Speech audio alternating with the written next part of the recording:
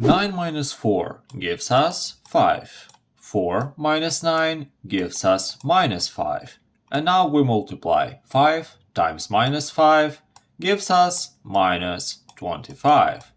And this solution is not correct. When we work with math operations, we also need to work in the order, in the right order. The right order is PEMDAS, where we start with parentheses and exponents, then multiplication and division with the same priority, and addition and subtraction with the same priority. And we work from left to right, in both of the last ones. But I don't like this method.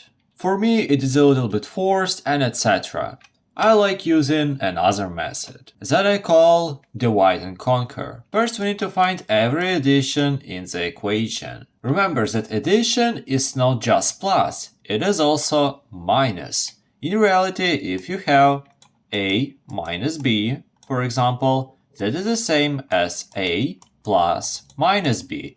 You need to treat this b like it has the minus itself, like it belongs to the b. So if we treat it like that, this is an addition and not a subtraction. So this is the first term, and this is the second term. They are separated with an addition. If you're wondering why this is not a term, it's pretty simple, because it is inside of a parenthesis. Wait, if you like the explanation so far, please consider subscribing. Thank you! After we divide the equation, we need to solve each of the term. So 9, it's already solved, it's just 9.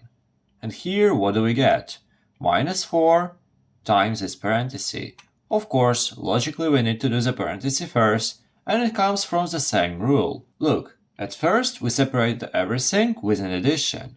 If we don't have additions, we separate everything with a multiplication. And we have a multiplication right here. So in order to calculate all of that, we need to calculate minus 4 first, and this parenthesis. So minus 4 is the stuff that is just minus 4. 4 minus 9 gives us minus 5. And when we have both of the terms, we can pretty simply calculate everything that we have. We have a multiplication between them, so minus 4 times minus 5 gives us 20. And now we have a solution to this term and this term. And the only thing that left is to add them. We separated them with a plus, so in the end we connect them with a plus. So 20 plus 9 gives us 29, and 29 is the final solution. If you want to apply this method to another problem, watch this video next and try to solve it using this method. But for now, have a nice day!